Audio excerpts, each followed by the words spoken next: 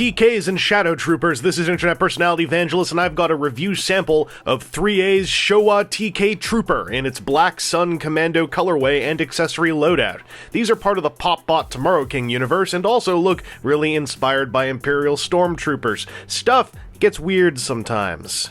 Anyway, this 1/6 scale Commando is sleek, armored, and slender, standing around 13 inches tall, 6.5 feet in 1:1 scale, and wearing 3 belts bearing 5 sets of ThreeA pouches and 10 grenades, along with a backpack, breathing hoses, Showa shotgun, and unsheathable sword. The Arid and Silver variants ditch 2 grenades apiece, the silver one gaining a shiny paint job, and the Arid one also ditching 1 pouch to gain a poncho. There's also a Ranger variant who ditched all the soft good stuff to come in a little cheaper. The grenades are the troublemakers of the gear. They look nice and even have metal pin rings, but they also have a tendency to slip out of their mounting belt when you're trying to get things set up. And that mounting belt is ever so slightly too tight to wrap around the TK Trooper's waist for my comfort levels. My solution was to unite it with one of the other 2 belts, since those are adjustable, and get a little creative with my strap spirals. By the way, the belt clips feel a lot more solid than several of the ones on my old World War robot pieces, but I'd still suggest erring on the side of caution when it comes to squeezing them too tightly. Also, yes, I just have the sword kinda slid in and wedged into all the belty, pouchy stuff. The backpack uses a magnetic connection, and thank goodness it is tight. The molded connection cups help a whole lot. The shotgun's also got a magnet to let it slap onto the side of the backpack, and once again, thank goodness, it's tight. Saddest are the stories of magnet fastening gimmicks where the magnets are simply too weak, and this does not appear to be a sad magnet fastening gimmick story.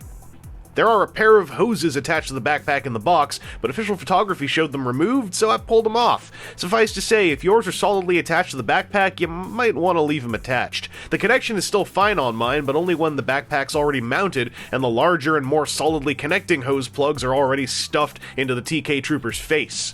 Obviously, I could just put a dab of poster putty into the backpack sockets, but why would I do the obvious? By the way, beneath all that stuff, the Stormtrooper armor parts are resting on top of a ThreeA robot body, and everything's got a darkened, weathered metallic paint job. Admittedly, a paint job that's rather hard to make out clearly on the already dark armor pieces. I can confirm there's still paint on nearly every surface, like I could smell it and feel the tack fresh out of the box. The sculpt's got some neat curves and layered torso plating, the hands are right out of the robotic style of ThreeA's Marvel DC design work, and the head sculpt is a stylized Stormtrooper alike with a side of gas mask mixed in. Now, if this is supposed to be a helmet in someone's head, it is a little bit small. But then the whole body's all robotic, so maybe this is like a cyborg or an android. Speaking of hands, there are 3 pairs in total. 1 open, 1 for gripping the shotgun, and 1 for gripping regular non-firearmy stuff like the sword. Swapping the hands is fairly easy thanks to their rubbery material, but I found the 2 gripping pairs to be a little too uncurled and open to get rock-solid grips on the accessories. Thankfully, the soft plastic they're made of means I can easily manipulate the sculpted squeeze by using hot water cold water treatment or a hairdryer, but it would have been nice if the sword and gun had an extra means of fastening to the palm, like tabs or even magnets. This dude's head's on a ball joint, and then it's on one of those double barbell ball joint sticks, so he can look around with a lot of range and motion, and then down here at the base of the neck, within this rubber neck sleeve, you can get a little bit of this kind of pumping forward and backward Roxbury action. You can go a little bit side to side as well. It's a very nice neck joint, and the PVC around the double barbell ball stick is not super limiting. The shoulders are able to go forwards and backwards inside of here, and the edges here and the edges of the inside mounting cup whatever tend to bump together a little bit. That inside mounting cup is on a ratcheted, or at least detented, butterfly joint with about this much range, and then there's a louder detented outward shoulder joint.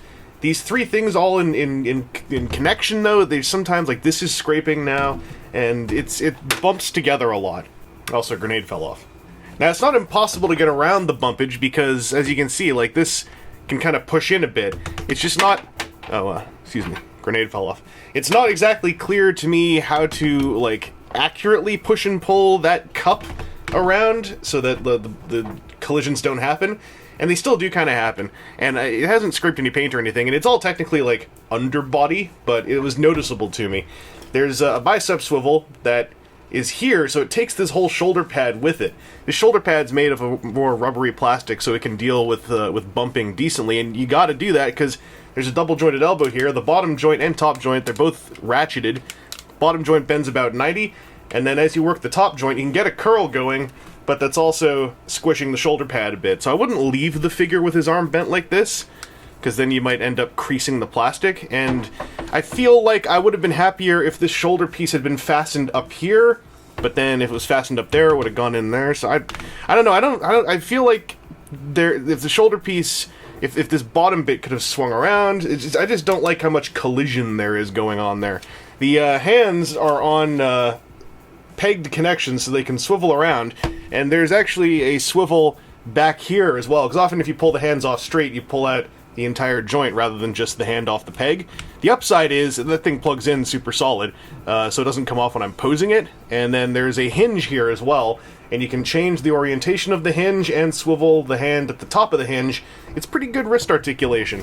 There's a ball joint in the torso. It also serves as the waist swivel, and the range is alright for something that can also pull the crunch and the sideways stuff. And I'm showing you this with all the pouches on to show that, like, they don't hinder a whole lot. Oh, grenade fell off. And I'm sure I'll cut in, like, a piece of footage here of, you know, this guy without all this stuff, just showing how wild and crazy he can do hula hoop actions. But until we get to that, I'm also going to show you that the legs are on forward and backward, slightly detented connections. They can only go forward about this far, but you can pull the leg down on a kind of like a dial clicky straight up and down shaft thing with the ridges that are like this. Makes that noise when you pull it down, and that way you can get him to kick all the way up if you want to. Kicking backwards, there is still a little bit of a limitation in that his butt plate doesn't really get out of the way, but he can kick forwards quite happily, and there is a thigh swivel right above the thigh armor, and a double-jointed ratcheted knee that can do that. The kneecap can slide up and down as well to accommodate whatever joint you've used. Like if you've just bent the knee slightly and you use, say, the top joint, you can slide that up to cover that up. Or if you just used the bottom joint slightly, you can just leave it as it is or slide that down. And the feet have got a ball socket connection, which affords them a bit of tilt, a bit of tap, whole bunch of left and right swivel, and the bottom here has got this sculpt. It's got that Stormtrooper sculpt that has messed with me on Black Series and Fig Arts. It's like a Stormtrooper thing where the front of the toe sort of points up, and it's got these hard ridges along the bottoms. The hard ridges actually help a lot, because if these were flat, this guy would just fall over all the time. So you'd want to try to balance him on the last ridge here and the first ridge here. When you can get that lined up on both feet, this guy is rock solid standing. However, it's extremely easy to slightly get it off, and then it's usually when I twist it to one side. Yeah, he starts toppling over.